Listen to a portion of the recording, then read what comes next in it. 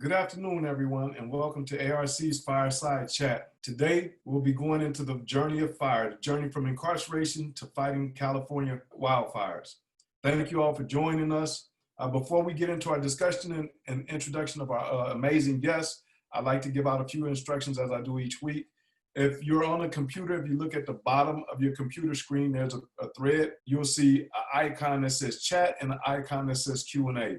If you would like to either communicate with our guests or our staff that are behind the scenes or send questions, please feel free to do so in either the Q&A or the chat. And as time permits, we will definitely answer those questions. And without further ado, I'd like to introduce two amazing human beings that are doing incredible work in our community and specifically directly with the current fires that are happening in California. There are currently 13 fires that are at various stages of containment throughout the state of California. So I'd like to introduce Jon Cesario, ARC life coach at Ventura Training Center, and Steve Rose, a Cal Forestry logistics officer, a Cal Fire, real live, formerly incarcerated California wildland firefighter, a VTC alum, and an incredible human being.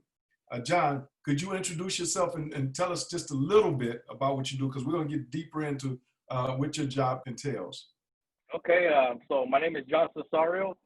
I'm blessed to be able to be the life coach, one of the two life coaches there at the Ventura Training Center. I started there at the Ventura Training Center December 10th of 2018, kind of a few weeks into the original first class. So I've been able to really see the birth of VTC and see it develop in the amazing academy that it is. With that said, we're on class 6 right now. So, we've gone far. We have men that are out there, in the fires right now that have already been hired by CAL FIRE. We have men who are on strike teams right now to going out and firing, actually working the fires right now. And with that said, we got a lot of things happening, man, so I know you're going to get a little bit more in depth of the Ventura Training Center in the near conversation. But I mean, just for me, me being there, man, has been, life-changing, not just for the guys, but also for myself. Thank you, Jon. Appreciate you, brother. And thank you for joining the show today. Steve, could you please introduce yourself? Yes, sir. Stephen Rose, formerly incarcerated. I was incarcerated in 2016, released in 2019. I got to VTC in April of 2019 and graduated October of 2019. And by April of 2020, I was an employee of CAL FIRE. So I'm happy to be here, happy to answer questions and maybe give some insight on my end and my journey through VTC, where I'm at now, what it was like, how I got here, and happy to just be able to sit down and help. Thank you so much for joining us. And thank you for the work that you're doing out in the community on these dangerous fires. There are a lot of fires. We're in fire season now. Thank you, brother. We appreciate you and for all of the firefighters that are both inside and the line crews that are inside and outside that are fighting fires. Thank you. Our hearts are with you. Our prayers are with you. Jon, could you explain what is Ventura Training Center and what exactly is your role there? Okay, so the Ventura Training Center, it's a CAL FIRE Academy. Also, we have the CCC's, California Conservation Corps there, that actually, hire the men as they or become participants there at the academy. It's an 18-month academy. As many know already too, that some of the guys have actually been fortunate to become hired by CAL FIRE before the 18 months had ended. But I mean, with that said, for those that go all the way through the program, it's that 18 months, which we were fortunate to actually have an extension this last year, where guys, I believe, stood at least 22 months. So with that said, VTC is not like any other fire academy. VTC is an academy that brings formerly incarcerated men to the academy.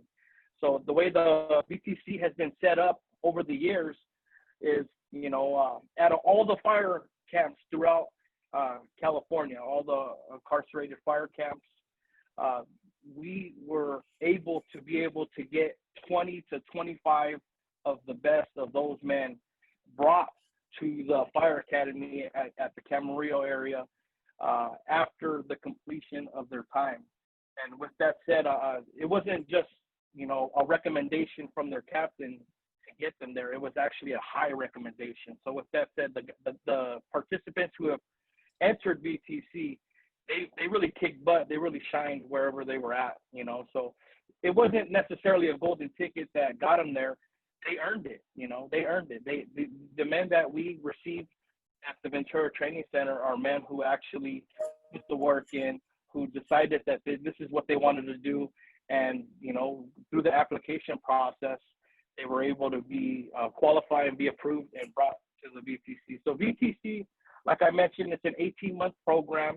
And, depending on the season, it has a lot of different phases. It has the educational part, of course, and they go into depth, and they actually have CAL FIRE captains train and teach and instruct the men for a certain period of time so they can get the necessary certification to become qualified to be able to be hired by CAL FIRE in the following season.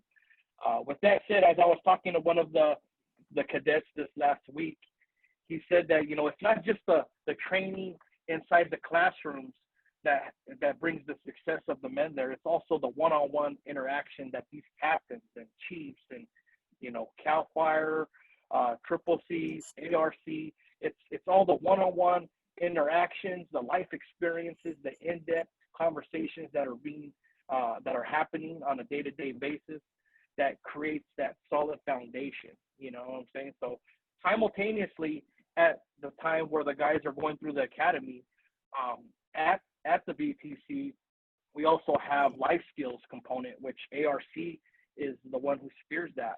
And with that said, we come alongside the guys, and as a life coach, I've been fortunate to really learn these participants' goals and desires and dreams, and actually make it a part of my own.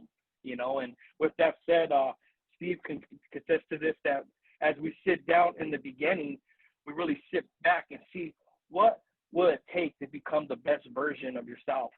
And in that, we start making some realistic goals, educational goals, goals to fulfill the parole conditions, pro-social activities, a lifestyle, life skills, driver's license, DMV, you name it. We're there and we connect. Tattoo removals has been a huge part of VTC, as the men are going through VTC, the face tattoos, the neck tattoos, the hand tattoos, CAL FIRE is real big on not having any, tattoos such as those, So with that said, we've been fortunate to connect with resources locally to be able to, get the guys what they need. And with that said, another huge component of VTC that ARC spares is we have a job developer, and this job developer sits with these men individually and collectively throughout the whole year and basically dials the guys in, man, helps and assists and comes alongside them and shows them and teaches them, what it looks like to put together a CAL FIRE resume, a forestry resume, a civilian resume. Also, the gruesome application process that takes place once a year for CAL FIRE for the seasonal firefighters, So it's not like CAL FIRE, it's not like other, careers where you're able to put the application as a job arises, CAL FIRE, one of the, the positions as seasonal firefighter, you get one time a year, and that's November. In November, it's application season. And if one mistake is made on that application, you get rejected until the following year. So to have a job developer there to be able to help the guys connect with the resumes, the application process, computers, email, Cal Careers accounts, there's a lot of in-depth in it, So, one thing I could really say about the Ventura Training Center is, it's always moving, there's always action going on. So let me ask Steve, how did you get to VTC? Because like Jon has laid it out, most of the training and the requirements and the application process and the grueling, it's hard. It's not like this is something that you put a job application in and you run 5 laps. Like I've seen some of the training, like that fire hose training, running back and forth with that. and I'm in pretty good shape. But Steve, how did you get to VTC first? Hey, Sam, thank you. First off, John, well said. A mind change is my first thing. That's how you get there. You change your mind, your mindset. You know, I went in to prison wanting to be that guy, hands up, everything. It just doesn't work. You have to have a mind shift, you know. And when you get to fire camp, like John was saying, hard work, dedication, I didn't want to break the rules anymore. I wanted to get home, you know. And at the time, that's what it was. And that doesn't go unnoticed. You know, I know there's a stigma, right? Everyone in prison did something wrong. They're bad people. Everyone's got a story, you know, and my story got me there, but it's not who I was. It's where I was at in life, you know, and that's what got me there. So when I got to fire camp, I embraced what they were doing, but I embraced it in the sense of not, I'm trying to get time off my sentence, not I'm trying to get anything. I wanted to get home, and I wanted to be a better person. And my lieutenant, my chief, my captain, that came with a high recommendation, you know, living by the rules, I guess, for lack of a better term, living by their rules gets you there. But you have to put in work, you know. I put the footwork in. I followed their rules. I was helpful when I could be. I went above and beyond, you know, which it wasn't always the popular way because people look at you funny in that sense, you know. Like, oh, why are you doing that? Why are you taking the trash out when it's full at base camp? Well, because it's the right thing to do, you know. And that goes with the change of mindset, in my opinion. But that's what you do. And then I learned that further at VTC. Like that carried, you know. You take that mindset, you take it to that next level. Where I'm at now, I take it to the next level. But could you explain to us? So first, to our audience, there's a question about EMT licensing. We will have a specific segment on that coming up. Trust me, stay tuned. You want to hear about what we're doing to make sure that that's possible for our people that are inside that are considered, what's the term used, Steve? Line crews? There's a few: inmate hand crew, inmate wildland firefighters, inmate firefighters, but it's always inmate, right? So what I wanted to ask you was like, okay, so you're in fire camp. You're this person that's in custody in one of the fire camps. How did you get from that fire camp to VTC?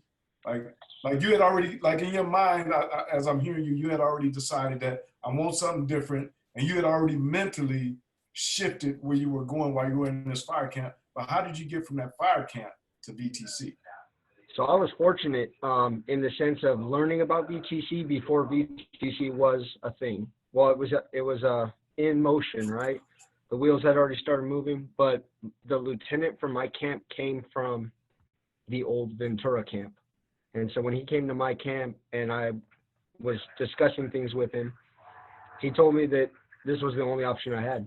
He's like, if you don't apply yourself, I'm going to apply for you. And that was, so he saw something in me that I didn't maybe see it at, but we sat down, and for a half an hour, I think he ingrained in me that this was the right decision. So I got an insight as to what Ventura Training Center was going to be before the first class had started. And I wasn't eligible till the third class, but I was able to sit down and really get a feel of what they were trying to do, you know, from somebody who was involved in the planning part of it before it was a thing, when he was the lieutenant for the camp that was now what VTC is. So. Can you tell us what it was like while you were in custody? What was it like to fight fires then? It's a double-edged sword, you know. There's pride on our end. There's hard work. There's dedication. For us, we're out there putting fires out. We're boots on the ground fighting direct line, 4 foot. You know, they keep us safe, right? Not always did we follow the same rules that everybody else did because we were expendable, in my opinion. Like, that's the perception. Not to say that we were, but that was my perception at the time. We're the inmates, so go cut line. You know, go get in the mix of it. And for us, it's pride, but there's also that other side where it's like not appreciated at times. You feel, that's what you're supposed to be doing. You got yourself in trouble. Now go fight fire at camp. And that's a feeling I had. And I've talked to a lot of guys, and that's a feeling that a lot of us had. It wasn't the pride that I feel now is the same, when I fight a fire now and when I fought a fire then, because I was doing it for a different reason. I wasn't doing it because they told me to. I got to the point where I was doing it because that's what I wanted to do. And I think that's a kind of where it ended up for me. So a question from our audience is, did the sense of pride, because you mentioned pride several times, did the sense of pride gained as a firefighter, did it help you in other aspects of your life? And now do you feel that you're fully accepted into that community? 100%, fully accepted. There's people that don't know my story, don't know my past, have no idea. The way I perceive myself now and hold myself, couldn't tell. But yeah, I really honed it at VTC though. That's where Jon spoke on life skills. Man, those classes every Wednesday night, like I didn't want to always go. I was beat up, tired, training, but we would go to class. We would go to life skills meetings. They're an hour out of your day. We were fortunate, kind of getting off subject, but we had a time management person come in from ARC or affiliated with ARC that told me, like, this is how much time you're wasting in your day. So to find an hour to go to life skills, it was well worth it. I was able to hone in that. I speak on pride, but to learn how to take each of those lessons and build on them, for me, that was huge, man, huge. I have a question from our audience, and they're asking for their brother who's in fire camp right now. How long in advance? So first, is it best that they ask about VTC? And how long in advance should they start asking? So I think if I'm not mistaken, unless it's changed since because I applied in October of 2018, which is when the first class started. And I was getting out in February of 19. And I believe then it was 6 months. Maybe John or Michelle could answer differently. But when I applied, it was 6 months from release date. So I was able to get into the April class. But start asking if you're doing the right things and you are not there to get in trouble, start asking now. Get your name out there. Show them that you're interested in this. Tell your brother. Show his interest in getting to BTC. So first, the other thing I want to do before I forget, congratulations, huge congratulations to you as the full-time position with CAL FIRE. Like, that's amazing. Like, just like it for people that are in custody right now that may have an opportunity to view this, you are the embodiment of hard work, commitment, and not giving up, and demonstrate that you belong. So congratulations, brother, and thank you. Now, Sam, can I stop you for 1 second? I just want you to know this. This is not a well-known fact. I got this permanent position, but I got 3 positions in CAL FIRE in a matter of 3 months. Wow. I had 3 different jobs. I started off as a defensible space, then I went to a firefighter, and then I came into this permanent role as a forestry logistics officer. I was able to do that based off what Jon was talking about, the career building, resume building. An ARC associate Kabir helped in every aspect. I applied for all 3 of these jobs in last November in that timeline of stress, and you get a month a year to apply, and I got all 3 of the positions I applied for. It wouldn't have happened without that. I didn't know how to write a resume. No idea. So I want to give a shout out to the entire ARC VTC staff for doing an amazing job. But I also want to shout out the partners that came together to make this a reality. So the California Department of Corrections and Rehabilitation, the California Conservation Corps, and definitely CAL FIRE, an amazing organization that's saving property, saving lives, and literally putting their lives on the line. We want to give a shout out to those organizations that made VTC a reality. Without this combination and the governor to support making this happen, this would not be something that's a reality today. And so we want to definitely shout these organizations out. And when we talk about systemic change, this is an example of it. This is, some people say, well, it's incremental.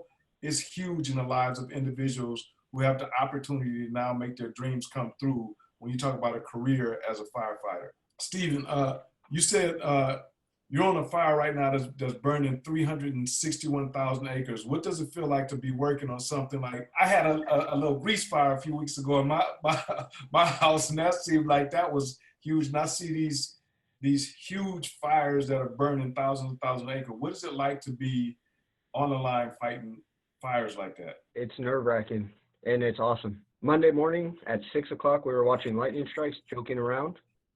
You know, oh, it's scary, right? Because the lightning was so close. And then at 6:24, the fire started. And that's when like your mind shifts. It's like a paradigm shift in your brain, you know? Yep, kind of like that. It's time to get to business at that point, you know? But you don't expect every fire to grow like this one has or Santa Clara's has. It just happens. Right wind environment, right topography, right heat. It's bad. It's hard to explain to civilians that that it's an honor and a privilege to fight these fires, you know, because they're so big and there's devastation. People are losing their lives. Hey, there's Mike Debris. All right. So just so the audience, could you go back first? Could you go back? I just want to point something out to the audience. So again, another VTC alumni. If you look in his right hand, so he has a shovel in one hand, and in his right hand, he actually has a turtle that he saved. So we leave no one behind. So just wanted to point that out. And then to Steve's point on the next picture for our audience to see, here's an example of those lightning strikes. Yeah. Those lightning strikes that were igniting fires. That's a pretty awesome picture right there. Jon, wanted to ask you, you just got back 30 minutes ago. We were talking before we went live. You just got back 30 minutes ago from supporting our folks on the river fire.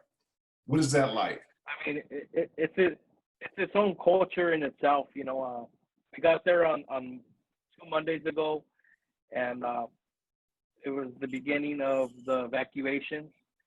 And it's interesting because as people are evacuating, the fire crews are actually the ones running to it. You know, dialogue with the captains and the cadets, the first 2 24-hour shifts that they were on, yeah, they do a 24-hour shift straight. They calculated, I think, over 40 miles of hiking, cutting line, and going up like 70-degree mountains. Some of it was done in the pitch dark of the night, and you know, to see the guys get pushed to their limits, and when they get to the place where they said they couldn't go anymore, they do another 6 hours on top of that. But I think what really motivates the guys is because they're together. You know, the togetherness of the crews that are built long before they're even on that mountain. The leadership of the captains, as Steve mentioned too. You know, everything that is instilled at the VTC, it's out there being laid down now. Being there and finally seeing, you know, the containment of the fire and seeing the guys starting to see the evidence of the fruit of their labor, and start seeing kids and families come by with signs and, you know, thanking the guys and clapping for the guys. And to see that expression on the men's face, to know that, you know, they're out here now making a difference for men that are no longer in the orange, but now they're in the yellow. And it's just an ongoing conversation, you know. And then seeing the men that are still in the orange, you know, giving them hope and, you know, letting them know, like, look, man, keep going, keep striving. You know, you can make these steps in this direction as well, you know. So not just in the present, but coming around and you know, encouraging those that are still going through that process, you know, to you know, have those big goals set. Okay. So I want to ask you one more question, Jon. Like, what is your favorite part of being of service to VTC? What stands out about the participants there more than anything else? Man, there's many, but I mean, just looking at and hearing Steve, you know, men like Steve who have come through and had a dream and now are fulfilling and living their dreams. And not just that, but I mean, all the other agencies. You know, we have two amazing parole agents that are there, that are you know, lay it down, the chiefs, the captains, the triple C's, the kitchen staff, our teacher, our on-site charter school teacher. We all become like a huge family, man. And you know, we've molded together and created you know, our own little world that, you know, promotes and shifts and encourages people to accomplish their dreams, you know. And to me, I think that has been the greatest part, is seeing everybody come together from different places and pull together and make something even stronger now than what it used to be before. I want to share this because I've had a couple of people ask about the barriers for people becoming a firefighter if they have a felony. If you're in prison, you've been in prison for a felony, you don't go to prison for misdemeanors. And so literally, just so it's clear to our audience, many of the people that come from the fire camps, if not all, and correct me if I'm wrong, John and Steve, are on parole when they get to VTC. That's why we have parole agents that are part of the camp. This is a collaborative with CDCR. So they're on parole being trained by Cal Fire. I want to take a moment to introduce Esteban Nunez, my brother, our policy director for ARC, the Anti-Recidivism Coalition. And Esteban is here to touch on something that a number of people have asked about in terms of barriers. So first of all, we're very, very, very proud of the VTC program, but we also want to remove barriers in the workforce to people that have been incarcerated. That's why we're supporting AB 2147. The Lakers just put out a tweet this morning. If you follow the Lakers, an amazing sports franchise that are also in support of it, and many others. And so Esteban is here to talk more about what is AB 2147 and what would it do in terms of for people, for instance, like Steve. Yeah, no, you know, I'll start by saying I first became introduced to this issue going into Pine Grove. Actually, it was Antonio Wellington, a youth that I mentor at the time, who had just come home from Pine Grove. We couldn't get him an EMT license, and the dude is very intelligent, very gifted, very focused. And to me, it was just such a tragedy. Like, here is a group of individuals who literally have devoted themselves, their time, and their professional careers to giving back to the communities and protecting communities. You know, if that's not restorative justice, I don't know what is. So for me, I felt like this is a true travesty to have a group of individuals who really are on the front lines protecting us, only to find out that when they come home, that society doesn't deem them worthy enough to become firefighters. And for me, it just didn't sit well. I think, you know, all of ARC felt like, how do we find a way to change this, right? And so for years, we were trying to do legislation that really just opened the doors for formerly incarcerated people to become EMT certified. And it was just a very straight and narrow kind of cookie cutter kind of legislation. Ran up against a lot of opposition continuously, you know, ranging from state government boards to some unions, and really just did a lot of advocacy work, but really did a lot of try to shatter their perspectives of what formerly incarcerated people are. I mean, we took the president of the California Professional Firefighters Union into a facility. Actually, Sam Lewis was there and accompanied Mr. Brian Price. And, you know, he came out of that really changed and had a very different mindset on rehabilitation. And therefore, you know, and we had conversations and found that he could wrap his mind around providing some sort of expungement opportunities for people who had been in fire camps. And therefore, we came up with AB 2147, which does just that. So anybody who has successfully participated in a fire camp program, both on a state level and local level, has an opportunity, while still on supervision, mind you, to apply for an expungement. The process is very straightforward. What had happened is the person would apply in the county that they were convicted in. The judge would then contact CDCR to just confirm that they were in a fire camp, and then the judge would make the decision from there whether to expunge the person's record or not. So that at that point the person could apply for an EMT and become EMT certified and apply to become a professional firefighter just like everybody else. And we've had no real opposition against this. I think the unions, I would say the opposition's just backpedaling really is attributed to the hard work of every person who's fighting those fires, every man and woman who's formerly incarcerated that's out there fighting fires. That's and that's doing it really just out of the kindness of their heart, because they're not getting paid very much money to do it. Even when they're here and home and working for forestry, they're not making nearly as much as a California professional firefighter is. So I think it just really speaks to the heart behind these individuals. And that's why we've been working tirelessly on 2147 and feel that it's about equal opportunity.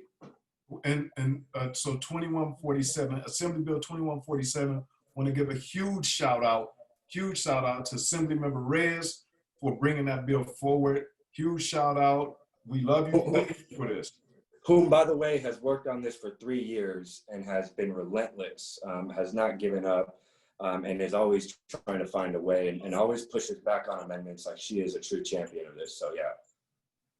So let me ask you this. Right now, what is the urgency now, and what can we do to make sure that this passes? The urgency, of course, as you're seeing, there's more than 14,600 firefighters right now out fighting fires. I think as of today, the fires grew to 730. We are, the bill 2147 is currently on the Senate floor. It could potentially be voted on today. Anywhere from today to tomorrow, it would get voted on in the Senate and then go back to the Assembly to get voted back on the Assembly floor for occurrence. But I think if we, because our advocacy abilities are just strained and limited right now, I think social media is just the best way that we can really just vocalize our support for this. And I would just suggest that we tweet and retweet ARC's posts or posts that have already identified a specific person or target. That way we can ensure that this gets across the finish line. And then after that, I think that the heavy lift is also just engaging the governor's office and making sure that the governor is well aware of this bill and this legislation and how important it is to the community. So if you don't follow ARC, please follow ARC on Twitter and retweet our support for AB 2147, or retweet the Lakers support for 2147. Retweet and at your assembly persons or elected officials for the state and ask them to support. It's an active way. Our electeds do pay attention to their Twitters. So please retweet the support for AB 2147 for our firefighters that are formerly incarcerated to have an opportunity to be able to earn their EMT licenses or to be able to get expungements after they leave the fire camps that they're currently serving our communities in. Let me go back to Stephen. First of all, thank you, Esteban. And I would be remiss if I did not give a huge shout out to the other community-based organizations who have been working on this issue for years, especially our partners at Root and Rebound. And Esteban has been tirelessly working on this for the longest. Thank you, brother. We appreciate you. And we do consider you a superhero also, brother. I want to ask Stephen, why is the EMT certification important for a firefighter? It's a good question. So currently, the feds, the U.S. Forest Service, and CAL FIRE, I believe, are the only two organizations that'll hire you with just a PSFA, which is Public Safety First Aid. You can't get a job with a felony and no EMT at a municipal department. Say, LA City Fire, LA County Fire. They have fire camps, but they don't have EMT licensing. And they want municipal, you have to have an EMT or higher. So, I mean, to get to a medic, you have to be an EMT, right? And there's plenty of capable dudes that I went to VTC with. We showed a picture of one of them, fully capable of being a medic. Can't do it, 10 years from your release date, it's a sham. And it holds you back. You're limited in this of where you can apply. Yes, you can get a job. I'm living proof of that. I got 25 other dudes this year in the department. But at the same time, what if you want to try to expand your horizons, take it to that next level? You can't get a job with the state, a city municipal. So it really kind of drops your chances a little bit, you know? So I want to thank you for that, Stephen. And Esteban, I think I thanked you, but I didn't get a chance to ask you if there were any last comments that you want to make. Would love for you to stay on if you have time. Any last comments you want to make in terms of 2147 or just the program in general and second chances and redemption? The only thing I'll add to is just, although this bill is intended for people to be able to get their EMT license, it also isn't just limited to that. So if there's an interest in getting some sort of licensing from another board, state agency, that's also available to these individuals as well. And just really appreciate the work and the vigor behind ARC's advocacy and really the work of VTC as well. It's made my job in the policy realm a lot easier in pushing 2147. So, it's really been all the hard work of you all. So, I'm just here, just riding the wave. So I appreciate everybody. We appreciate your humbleness, but we know better than that, Esteban.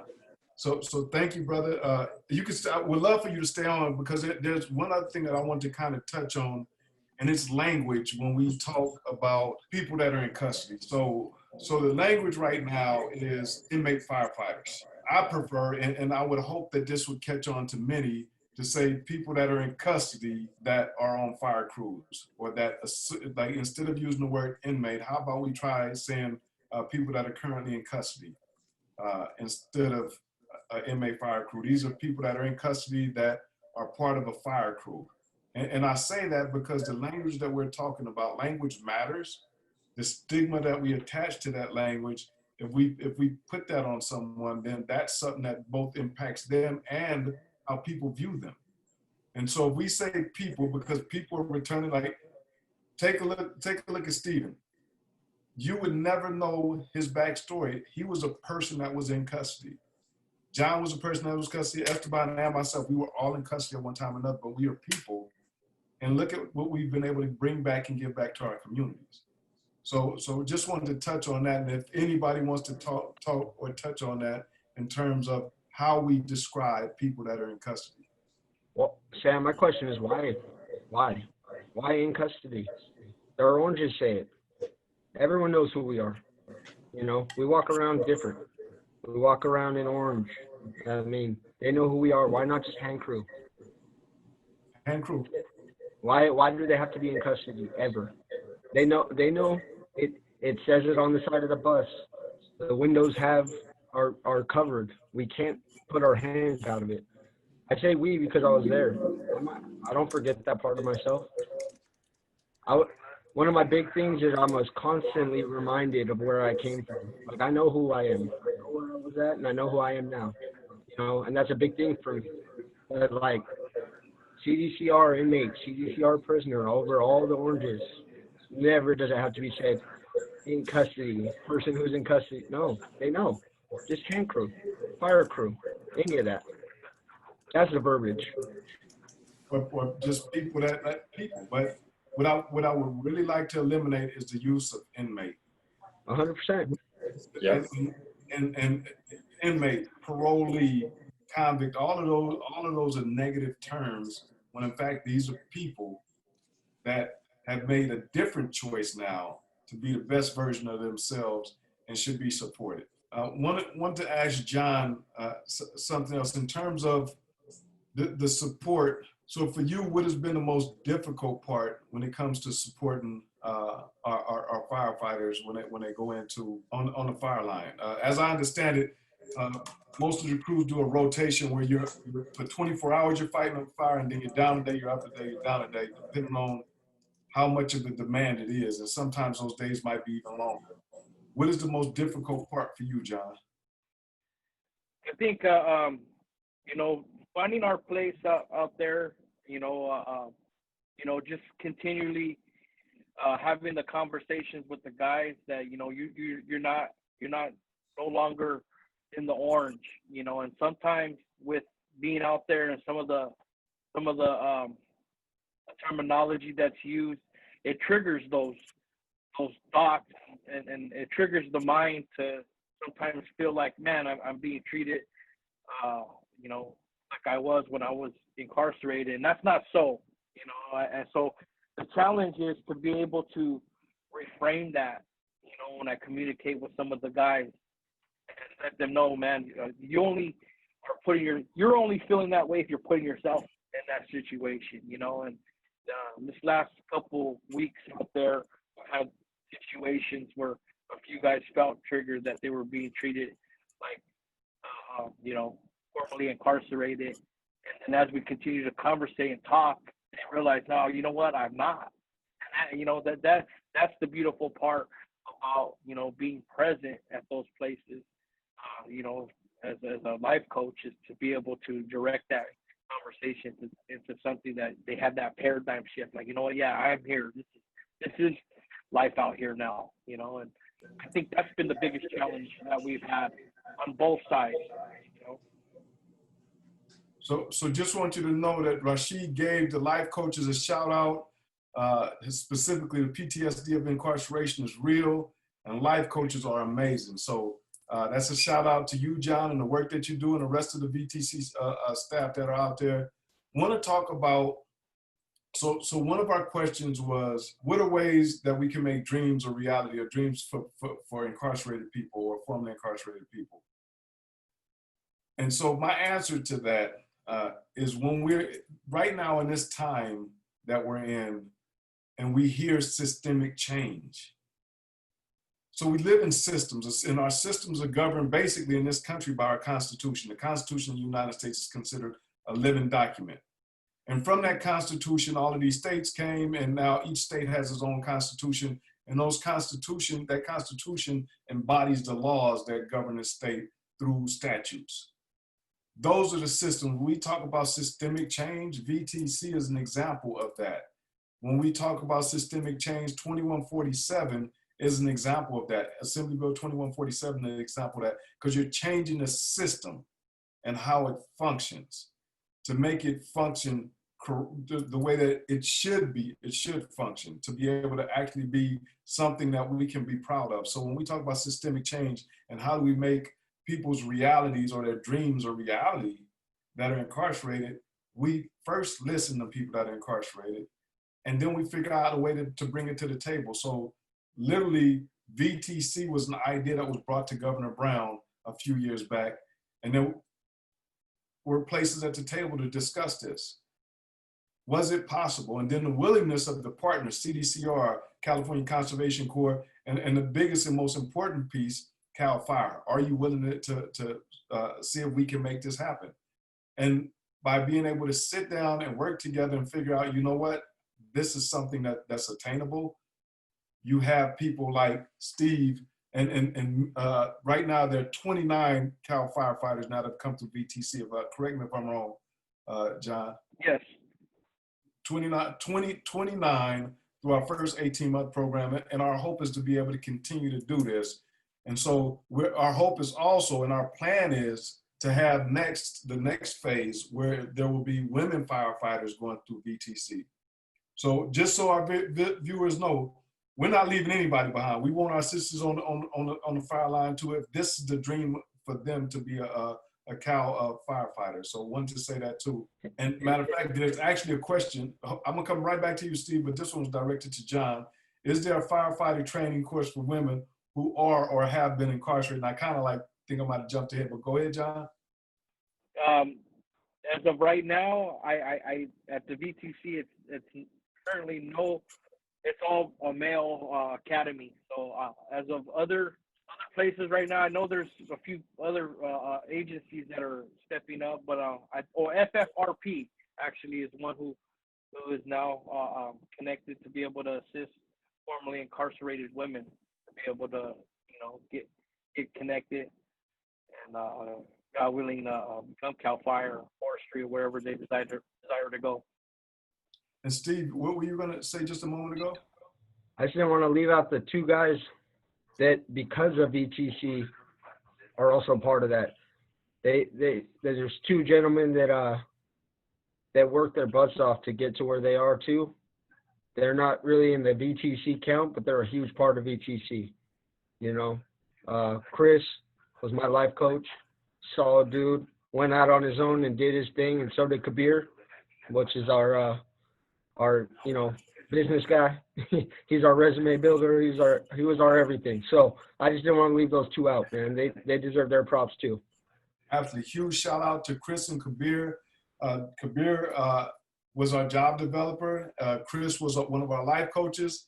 And our hope is that soon they will also be Cal firefighters. They both are currently Cal firefighters.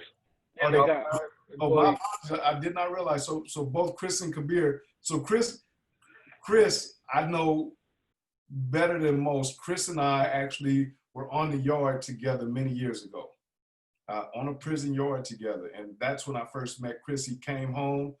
Initially, he was part of the Hope and Redemption team, going back inside to provide rehabilitative programming to people that are inside maximum security prisons.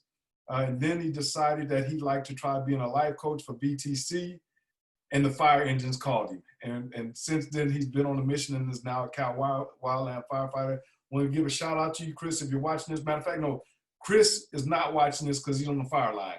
That's why he's not on our show, because I actually reached out to Chris, and Chris said, well, I can't make it because I'll be fighting a fire while you're sitting at home. I want to share one last thing before we go to closing comments.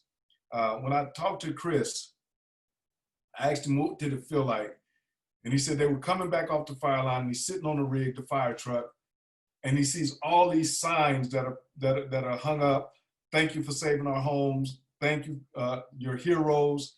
And Chris, for a minute, he looked at these, and he's like, you're dirty, you're smoky, you got your uniform on. He's like, that's not for me.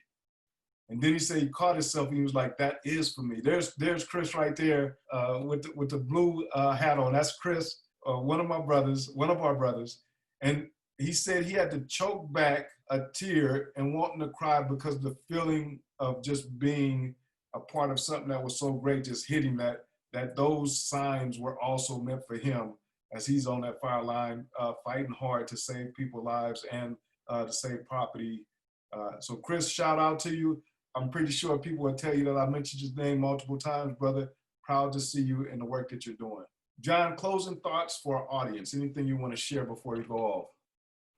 Yeah, you know, talking with our program coordinator, Michelle Garcia, a while back, she coined the term VTC as the Ventura Transformation Center. And that's the best way to describe VTC in my eyes. And not just that the men are transforming right there and developing into, you know, firefighters or Cal Fire, but, you know, everybody that believes in that dream, and all you guys, you, Sam, Esteban, everybody that's advocating and supporting to making this a reality, even more, you know, with these bills being passed. So with that said, you know, the Transformation Center, it exists, and it's going to grow even bigger in the near future. Thank you. Appreciate you, Jon. Steve, last thoughts for our audience? Yeah, I don't know that it was encapsulated enough by me, maybe, but when I got to VTC, my whole life changed. Jon didn't touch on it. I thought he was going to, but the day before, it's crazy how this program worked, man. VTC is everything. Like, it taught me how to make my bed at 31 years old. I'm not lying. Every day, wake up, make your bed, show up somewhere. I never thought that I'd be happy to say hello to a parole officer, but we had two of them that were just badasses. Michelle Garcia talked me off the ledge like 37,000 times. Without the help and guidance of all the people at VTC, it wasn't about firefighting training. We did get that. Rest assured, we got that. Sam, you said you saw it yourself. Days and days of training, but it was way, way more than that to me. It helped me grow, you know. I just got off parole 2 days ago, the same day that Nick called me. I was like, man, this is crazy. And then I started thinking about it, and I was driving to my apartment from my job as a free man, and I owe it all to VTC. Yeah, I put in work, you know, I did that, but without them, I wouldn't have walked that walk. I wouldn't have done that path, you know. Every day I thank them. Good stuff. Thank you. Hey, brother, we thankful for you, man. This first 29 are paving the way for others to come home to be able to do this. Thank you, brother. Thank you for the work that you do. Thank you for protecting our communities from fires, man. We appreciate you and are super proud of you. I want to thank you, John, for joining. Thank you, Steve, for joining. Esteban, thank you for joining. And our guests, thank you, everyone, for joining. And I'd like to close with just saying this. When we talk about changing the system, it takes time, effort, and commitment. And so systemic change, to me, requires policy change first. The laws that govern us are the laws that have to be changed. And we have to have a vision of what we want it to look like. To have a vision and no action behind it is to daydream. And so when we're in this time when many are saying we need systemic change, I just want to put it out there that ARC has been doing systemic change for 7 years. We've worked hard to change 17 pieces of legislation that have made our criminal justice system better. We have 2 more right now that are directed or for juveniles. And we continue to work, oftentimes behind the scenes, just trying to make sure that our systems becomes better so that people like Steve and so many others and myself and John and all of the people that are currently incarcerated and that are formerly incarcerated have second chances. And in many instances, have a real first chance. If you want to know more about ARC, please take a look at us online. Or if you want to contact us, reach out to us at arcinfo.com. Thank you all for joining, and we look forward to continuing to make our world, our community, our state a better place. Peace, take care, and God bless.